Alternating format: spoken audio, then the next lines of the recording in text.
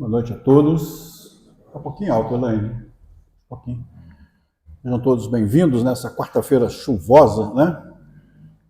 E algumas pessoas falando, nossa, mas a chuva, os nossos mananciais precisam de chuva, gente, senão a gente fica sem água. Importante a gente lembrar disso. O estudo que a gente tem, né, que a casa pediu, passou para nós desenvolver, é do Reformador de setembro de 2014, chama-se Alvíceras de Alegrias. É uma psicografia feita por Divaldo Franco, em 5 de agosto de 2013, uma psicografia da poetisa Amélia Rodrigues. A gente vai abordar um pouco essa psicografia. Quem quiser ver essa na íntegra, né, que é uma página, são 3 páginas, no nosso Instagram ela está disponível, é só entrar lá. Quem quiser entrar lá é fácil, só para ler ela na íntegra, porque a gente vai só colocar alguns tópicos. E eu acho que vale a pena porque é uma visão muito diferente, né, que a poetisa Amélia Rodrigues dá sobre esse tema. Então tá lá, quem quiser entrar é FEBEM Novo, só escrever FEBEM, tudo em minúsculo, Novo no Instagram, tá? A primeira introdução que a gente vai fazer não está na psicografia, mas a gente vai fazer dela um link para a psicografia, tá bom? Eu vou perguntar a vocês quem vocês acham que disse essa frase. E fere a Ameleque e destrói totalmente a ele e a tudo o que tiver. Não lhe perdoes, mas mata homem e mulher, o menino e crianças de mama, boi e ovelha, camelo e jumento. Alguém quer arriscar? Quem falou essa frase? Não, então eu vou dar algumas opções. Quem a gente acha que falou? Hitler? Deus? Idi Amin Dada? Para os mais novinhos, Idi Amin Dada foi considerado um dos maiores ditadores sanguinários. Ele era presidente de Uganda. Jesus ou Nero, imperador romano? Alguém vai chutar aí, não? Nero, né? Nero, 2-0 Nero. Quem falou? Ninguém vai chutar mais, gente? Também Nero? Pois é. É uma frase, vou voltar nela, digna de um sanguinário, porque aqui ele está pedindo para quem era a frase, para que ele fosse, né, na terra dos Amalequitas, aí vou dar uma dica, é o Antigo Testamento, e não deixasse nada, inclusive crianças de mama. Vou passar para vocês quem disse essa frase. Ela foi dita por Deus ao profeta Samuel, orientando o rei Saul. Pois é. O rei Saul foi o primeiro rei de Israel. E aqui Deus pede para que o profeta Samuel oriente o rei Saul sobre aquilo, sobre aquela situação. E a gente fala assim, meu Deus. E aí tem uma coisa que ainda pode ser, né, talvez pior do que isso. Saul fez tudo isso, mas não cumpriu tudo que Deus pediu. Ele não matou os melhores animais do rebanho, ele trouxe, e também não matou o rei, que é o rei Agag. E Samuel, que era o profeta de Deus, foi quem matou o rei dos Amalequitas. Por que eu estou falando isso? Para a gente entender. Não é o nosso tema, a gente não vai discutir isso aqui, né? Cada um com o seu cada um, mas esse Deus de Israel não pode ser o mesmo Deus que Jesus nos apresentou. Essa frase aqui foi só uma, só foram várias frases durante muito tempo, né? Na época de Moisés, Josué, aonde eles conquistavam, eles dizimavam tudo, faziam escravos. Nós não vamos entrar nessa polêmica, porque é só para a gente entender, porque o Deus que Jesus nos trouxe é esse aqui, ó, soberanamente justo e bom. Ele ensina o perdão incondicional. Se a gente pegar toda a história da missão de Jesus, não tem uma linha, e ele sempre fala nesse Pai amoroso, nesse Pai bondoso, que dá oportunidades da gente resgatar os erros que a gente comete. E é esse Deus que a nossa querida poetisa Amélia Rodrigues coloca na sua psicografia. Vamos continuando. Amélia Rodrigues, ano que vem faz 100 anos que ela desencarnou. É uma baiana. Hoje, inclusive, existe um município na Bahia com o nome dela, chamado Amélia Rodrigues. Ela faz parte da falange de Joana de Ângeles. Para você ver o nível desse espírito, né? Com 100 anos de desencarne, mas bem antes, porque essa psicografia, se eu não estiver enganado, foi em 1960 e alguma coisa, ela já estava nessa falange da Joana de Ângeles, que é um espírito iluminado, uma das mentoras, né, de Divaldo Franco. E a Amélia Rodrigues, com suas obras psicografadas, ela traz uma reflexão sobre a vida de Jesus e o Evangelho, servindo sempre de consolo e auxílio. Esses dois livros, Primícias do Reino e Luz do Mundo, recomendo a leitura, né, da Amélia Rodrigues, psicografia do Divaldo Franco, retrata esse Jesus que sempre trouxe o consolo, né, auxiliando a cada um de nós. Então esse foi o princípio da Amélia Rodrigues. Um Jesus diferente, um Deus diferente, o Pai bondoso, o Pai amoroso. Né? Por isso eu fiz a questão de fazer essa introdução, para a gente ver uma diferença desses deuses diferentes, né? O Deus de Israel com o Deus que nos foi apresentado por Jesus. Eu prefiro acreditar no Deus de Jesus, sem sombra de dúvida. Né? Bondoso, soberano, justo. Vamos entrar então na psicografia, para a gente começar? A poetisa, ela nos leva a uma viagem ao tempo da missão de Jesus, que, no entanto, está mais atual do que nunca. Ela vai relatar quando Jesus começa, né, chega no Império Romano para cumprir a sua missão. Ela começa a sua psicografia falando sobre isso. Então, gente, no ano zero, a gente estava no início da transição planetária.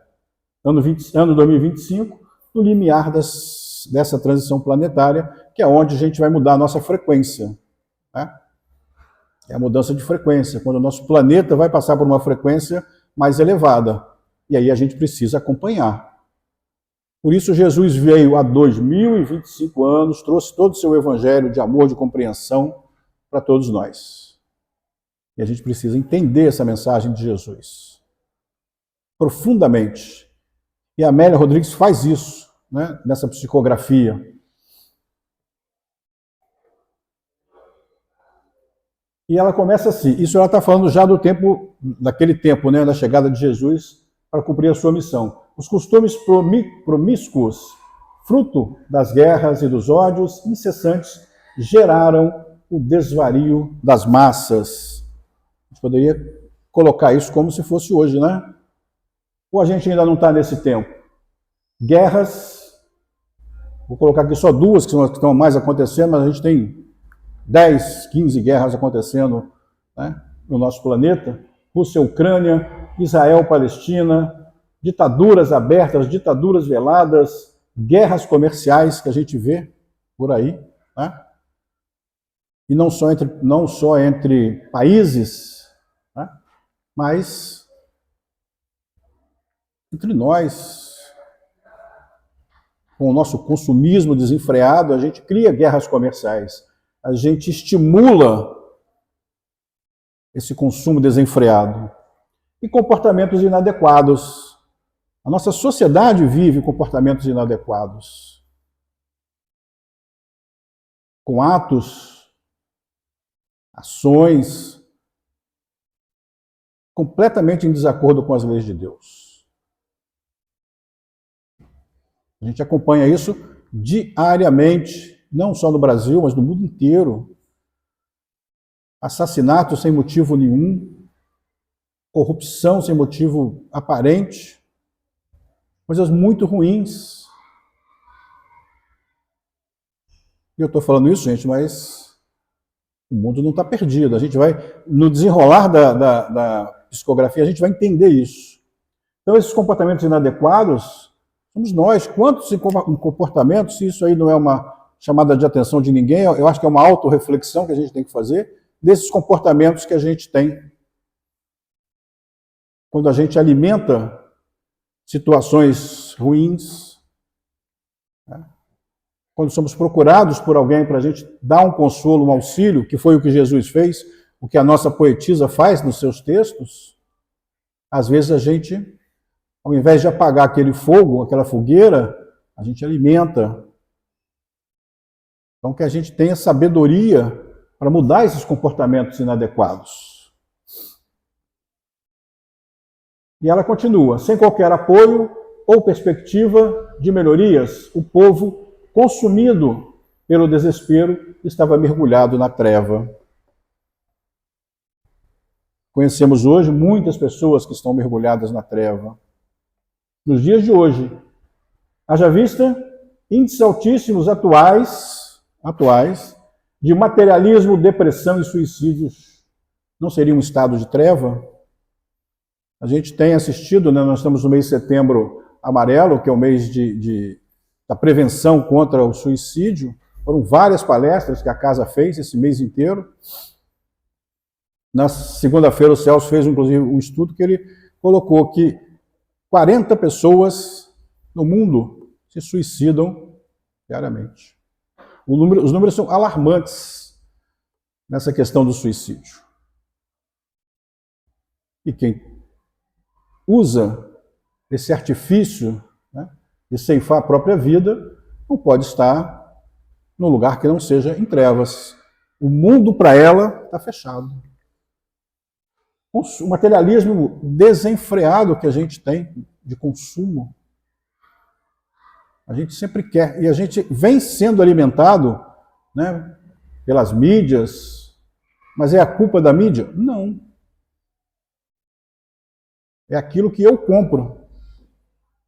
Se não me interessa, eu não vou assistir. Se não me interessa, eu não vou comprar. Se não me interessa, e a gente se deixa levar, porque as propagandas são bonitas, né, dos carros, do cigarro, das praias, e muitas vezes a gente se sacrifica com trabalho, com excesso de trabalho, para esse consumo, esse materialismo exacerbado que a gente, né, foi conduzido, nós fomos sendo levados para isso.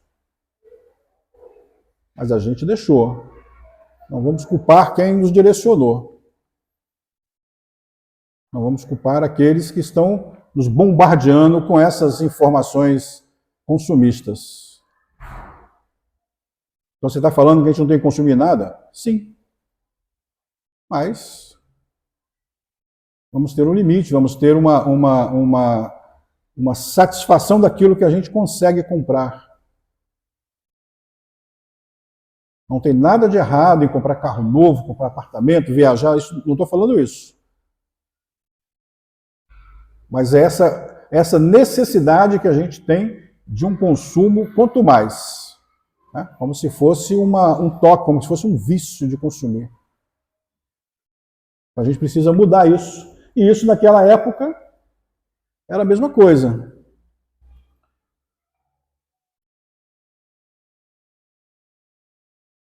Pode ser que tenha pessoas que não gostam do que eu vou falar, mas de um lado, ela fala, né, de um lado a falsa religiosidade, que foi uma das coisas mais combatidas por Jesus naquela época, com as pessoas lá do Sinédrio, das sinagogas, que tinham toda uma pompa, mas, né,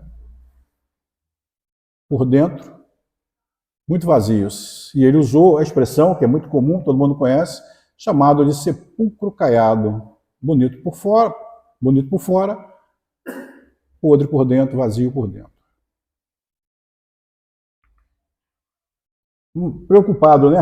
Os religiosos daquela época, mais com aparência do que com profundo conteúdo espiritual. Se a gente faz uma leitura dos evangelhos, a gente vai entender isso. Não se tinha uma preocupação com o povo, com a população.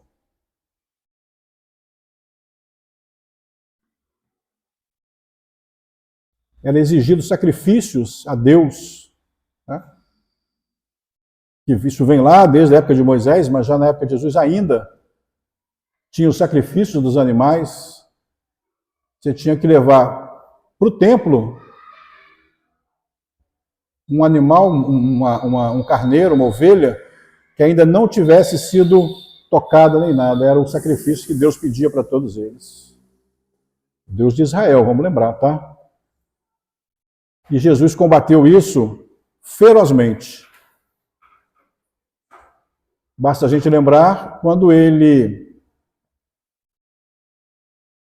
do templo, quebra e solta todos os animais que estavam à venda no dia do sacrifício. Um episódio também conhecido, né? Um dos poucos momentos em que Jesus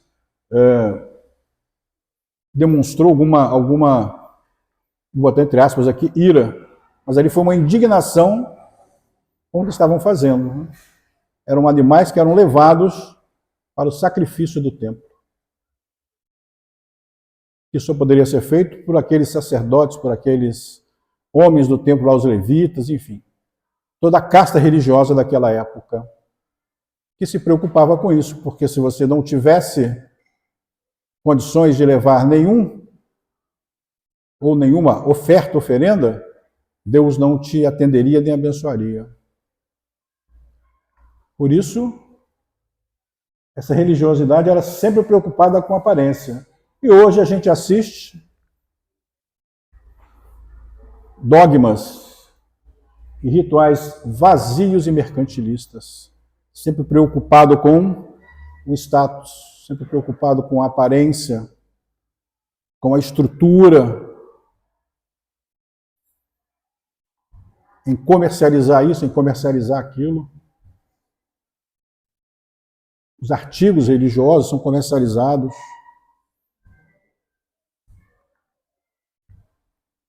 Religiões em que o protocolo prevalece sobre o amor. E aqui eu estou falando de todas as religiões, inclui a nossa. Inclui a nossa. Quem transita no movimento espírita, muitas vezes se vê preso a isso aqui. Ó. O protocolo prevalece sobre o amor. Vou contar uma historinha rápida, não eu, mas é o nosso querido Haroldo Dutra. Ele conta uma história de Francisco de Assis, só para ilustrar aquela ideia ali de que o protocolo sobre o amor, né?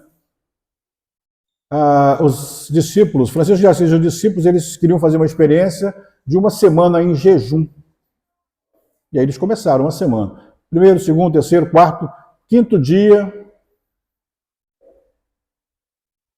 os monges já estavam... Porque ali o jejum não era jejum só de oração, eles continuavam trabalhando, fazendo as atividades dele, de atendimento, né, de auxílio àqueles que precisavam. E no quinto dia, os monges vão lá, se deitam, Francisco de Assis também deita, e de repente ele escuta um choro, é um dos monges chorando.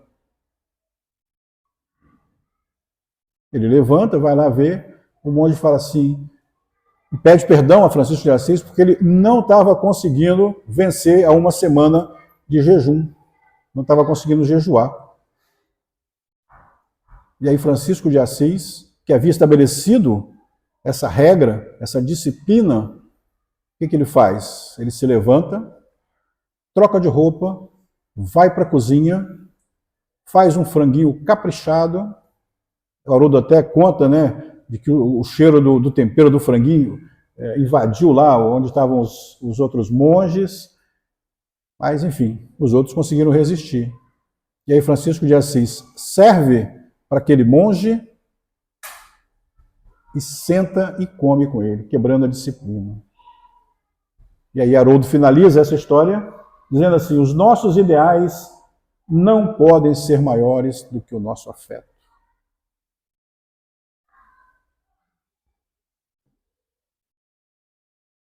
De acordo com a lei daqueles religiosos daquela época, no sábado, né, que eles chamam do Shabá, você não poderia trabalhar, você não poderia fazer nada. E aí Jesus veio e quebrou esses paradigmas. Curou no sábado, fez tudo no sábado. Por quê? O afeto tem que sempre, o amor tem que sempre se sobrepujar sobre os protocolos. E aí, em todas as religiões, na nossa casa, nas nossas religiões, no movimento espírita, nas igrejas católicas, nas igrejas evangélicas, sempre o amor precisa prevalecer.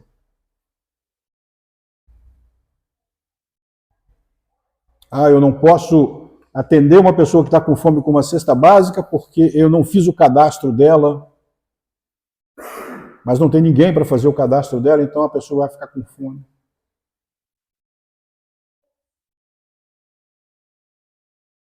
Entre outras situações, né? Às vezes a gente está saindo de casa para vir à fundação, o nosso compromisso vir à fundação, chega um amigo ou uma amiga à sua casa, precisando que você converse com ela, passando por um momento difícil. Aí eu viro e falo assim, não, eu não posso porque eu tenho que estar na fundação, meu compromisso é lá. Não. Mais à frente a gente vai contar uma historinha, o nosso compromisso é onde está o próximo que precisa de ajuda. Então isso aqui é uma coisa muito forte para a gente, né? Que a gente tenha isso em mente. O amor, o afeto, o sentimento de carinho, de caridade, ele tem que estar sempre acima de qualquer protocolo, qualquer protocolo. Não existe.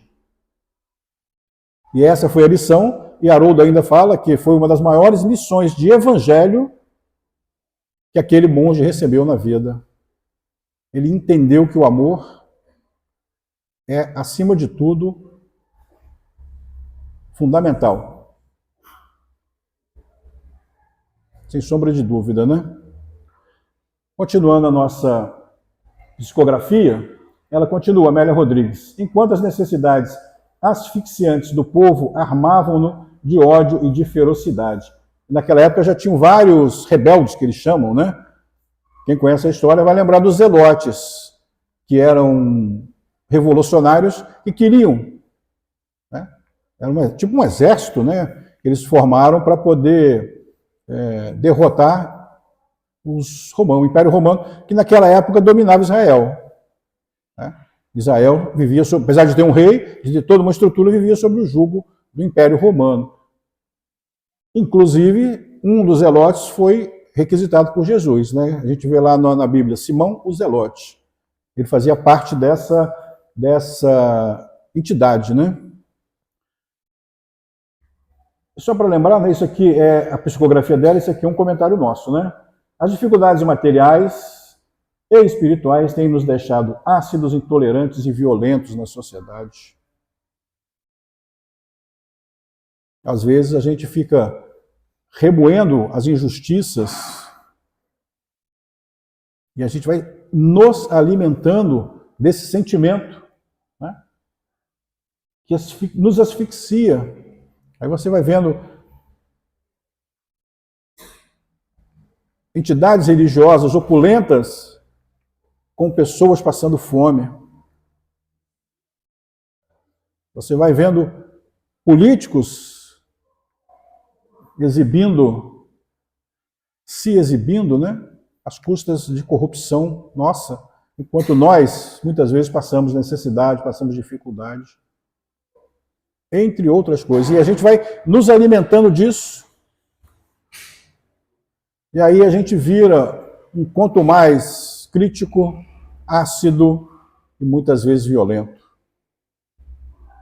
As relações de família foram estremecidas muito. Não sei se vocês acompanharam, mas na pandemia o índice de violência familiar aumentou assustadoramente.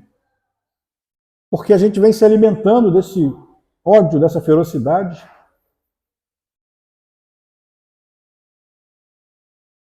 Diariamente, uma notícia aqui, uma notícia ali, e a gente vai plantando isso. Né? Ou melhor, vão plantando isso dentro da gente, que a gente vai absorvendo. Né? De novo, a culpa é nossa, porque a gente se alimenta disso. A gente vai para as redes sociais se alimentar disso. Vou dar um exemplo grosseiro aqui, mas é fato. Se você posta no seu Instagram uma notícia relevante, quantidadezinha de curtida. Aí você coloca lá do post do lado, mataram um rapaz aqui na rua 26 ontem. De que a gente está se alimentando? É disso. Nós temos, e hoje todo mundo tem a opção da internet, né? Quem não tem streaming, mas tem no celular, nós temos muitas notícias boas. Nós temos muitas informações positivas. A gente vai ler a informação ruim? Sim, a gente precisa se informar. Agora, eu não tenho que alimentar essa informação ruim, eu não tenho que me alimentar dessas informações ruins. Porque aí a gente vai criando esse ódio, essa ferocidade dentro da gente. Eu vivi uma situação uma vez, rapidinho essa, eu estava no dentista, eu estava sentado, tinha uma senhora sentada do meu lado e estava passando, eu não me lembro agora a televisão, não sei se era SBT, Record, esses jornais da manhã, e aí mostrou lá uma situação em que um idoso, ele esbarrou no carro do rapaz dentro do estacionamento de um shopping, e o cara saiu e agrediu ele, e aí o repórter, o apresentador começou a alimentar isso. Gente, com 3 minutinhos de programa, a velhinha estava xingando, literalmente. É isso mesmo, tem que matar esse cara, tem que... Olha o poder de transformação disso. De repente é uma senhora pacata, mas que está se alimentando disso. Aí esse ódio, essa ferocidade, e aí a gente vê mortes gratuitas no trânsito, às vezes por causa de uma dívida, a pessoa vai lá, ceifa uma vida e estraga a sua, porque ele vai preso. Recentemente aconteceu aqui no nosso bairro isso. Recentemente aconteceu. A pessoa foi cobrar uma dívida, houve aquela diferença e o rapaz matou e foi preso. Estragou uma vida, né? Porque ele ceifou uma vida, e a dele também, porque ele foi preso. Tem mulher, tem filho, filha. Então, a gente precisa pensar muito. Né? A gente precisa se alimentar dessas coisas boas. Ler as notícias ruins, mas não dar alimento para ela. Porque ela, por si só, ela fica no cantinho.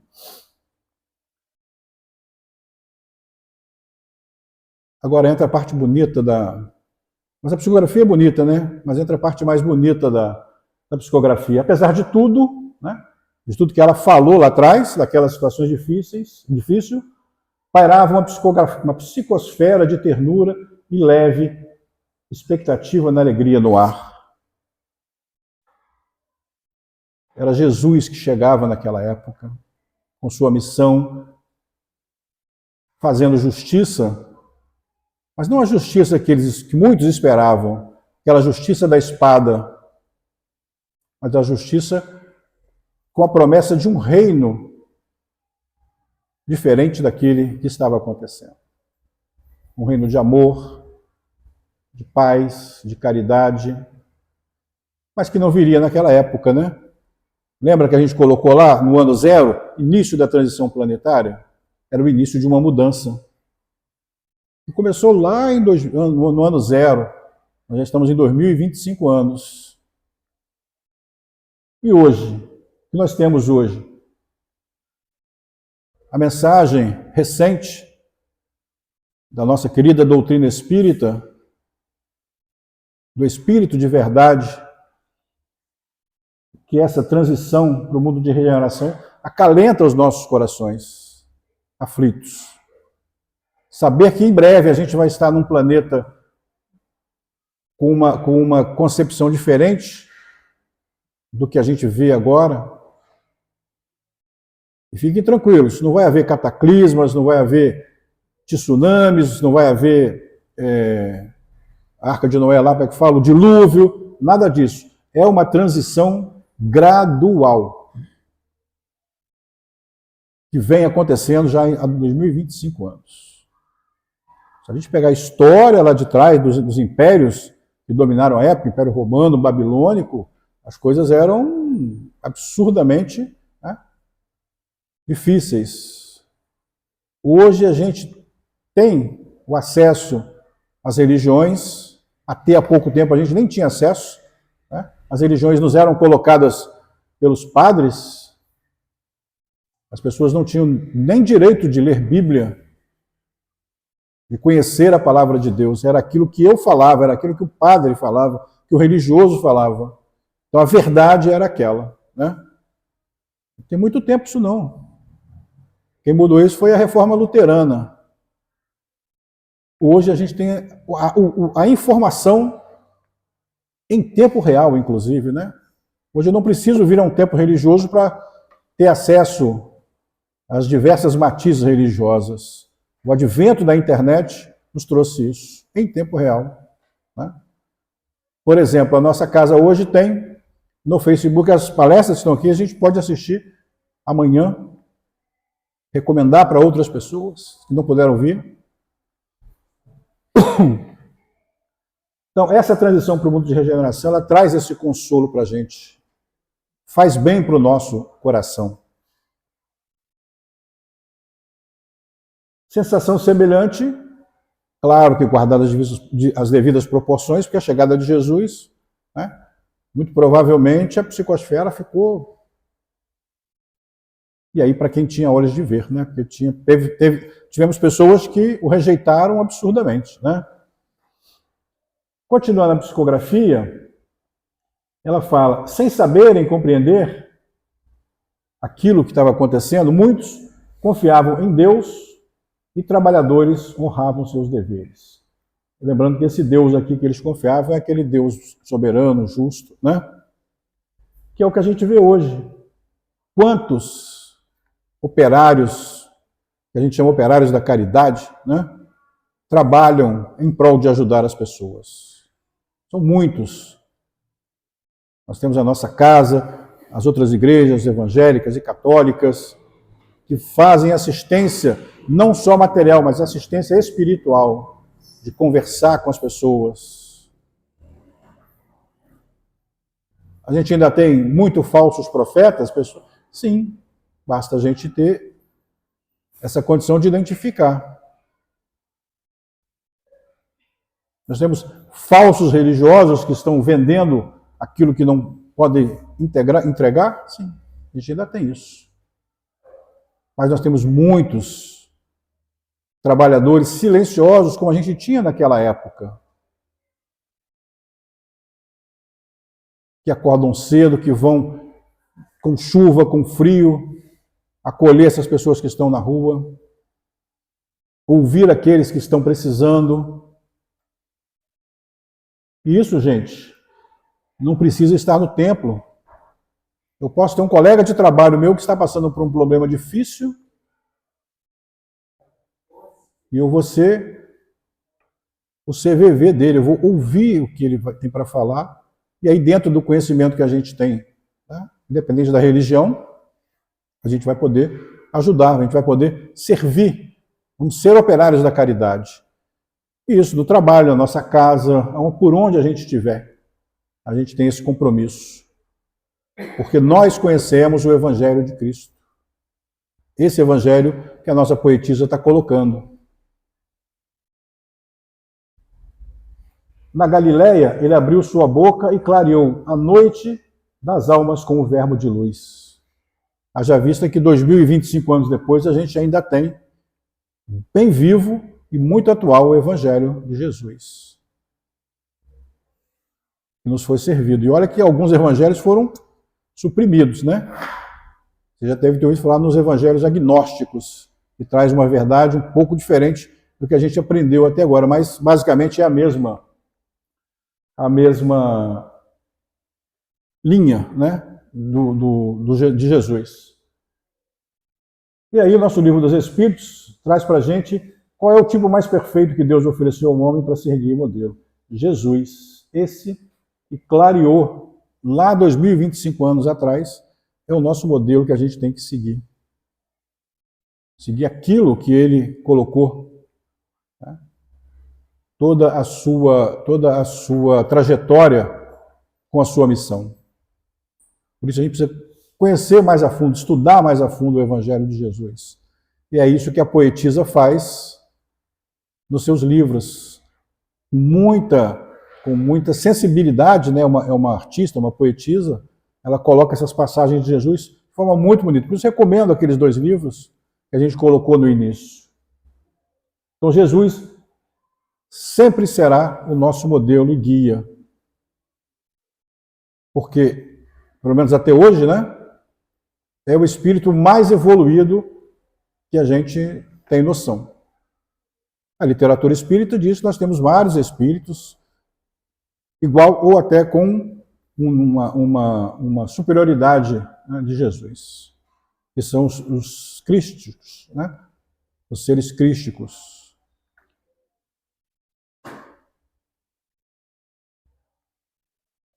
E aí ela continua. Os fariseus, tomados de cólera, que é o recurso dos pigmeus morais diante dos gigantes espirituais, perguntam a Jesus: qual o mandamento maior, aquele que devemos seguir? E aí Jesus responde para eles: amarás o Senhor teu Deus de todo o coração, amando ao próximo como a si mesmo. São os 2 mandamentos. E aí eles perguntam: o que é amar ao próximo? Como fazê-lo, sendo ele um estranho? E aí Jesus conta, então, a parábola do bom samaritano. Uma ode à caridade, de como a gente deve identificar o nosso próximo. Só para a gente relembrar, a parábola do bom samaritano é a história de um homem assaltado, ele foi espancado, largado na beira da estrada, e aí passa um sacerdote, um homem de Deus, um levita, também um homem de Deus, e nenhum deles socorre. E o samaritano, que tinha na época uma rixa com os judeus da época, os hebreus da época, né? O povo hebreu, porque eles não concordavam. Quando a gente fala bom samaritano, muita gente imagina que os samaritanos eram maus, não é isso. Ele foi bom naquele momento.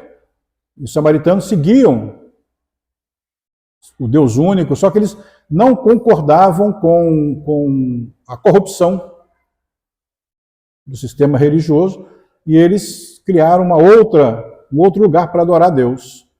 E os hebreus, os judeus, não gostavam disso, né? Então, por isso que eles tinham essa rixa. E a rixa era tanto que eles não passavam por dentro da Samaria. Eles tivessem que ir para um lugar que era depois da Samaria, eles davam uma volta, contornavam para não passar. E aí, gente, a Amélia Rodrigues, ela fala com profundidade da parábola do bom samaritano. Muita profundidade. O que era amar ao próximo? Como fazê-lo sendo ele um estranho? Será que a gente socorreria aquele comerciante que foi espancado? Será que a gente socorre quando a gente vê uma pessoa deitada na rua? Muitas vezes a gente ignora, né? Diz que está bêbado. Que esteja. Mas talvez precise da nossa ajuda. E aí, a nossa querida poetisa fala: o próximo são todos os seres humanos, todos, sem religião, sem classe, sem cor, sem credo, sem ideologia política, ideologia de gênero, se é torcedor de um time A, do time B,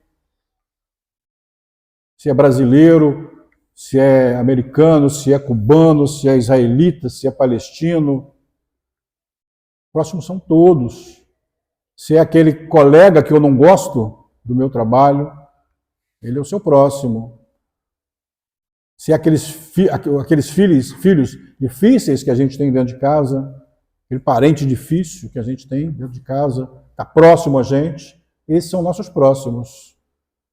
Até porque muitas vezes a gente é esse parente difícil também, né? A gente precisa refletir. Então, independente, sem distinção, é o próximo. O samaritano ajudou sem perguntar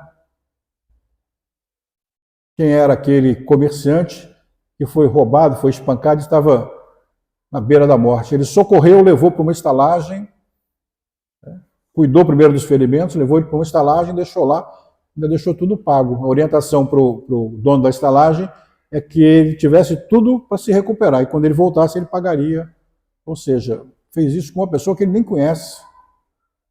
Por isso a pergunta, sendo ele um estranho, quantos estranhos temos na nossa vida, cruzam o nosso caminho e às vezes a gente faz vista grossa, né? E aí ela continua, o amor ergue quando outro tomba, compadece-se quando defronta o erro, acompanha o solitário ajudando, por maior que seja a carência que o devasta. Amá-lo implica em considerá-lo irmão, compreendendo-lhe as necessidades e buscando supri-las, dispensando-lhe carinho e tolerância e fazendo-lhe tudo quanto gostaria de receber de outrem. No amor ao próximo, que é eu no outro. Então, quando isso acontecer, né, nós não teremos mais inimigos, não existirão inimigos. Povos não guerrearão mais por ideologias, por guerras comerciais, por tudo aquilo que ela falou ali. Porque todos aqueles que se comprazem nessa infeliz condição, né, aqueles que matam ainda gratuitamente, né, e também aqueles que matam pagos, né, qualquer ação que viola a lei de Deus, também serão amados. Às vezes a gente vê uma cena em que uma pessoa, e a gente vê isso às vezes com uma frequência, né, que não deveria acontecer, quando invadem escolas e matam aquelas crianças. Há uns 4, 5 anos atrás isso aconteceu em Minas, ele matou uma professora, matou as crianças e depois se suicidou.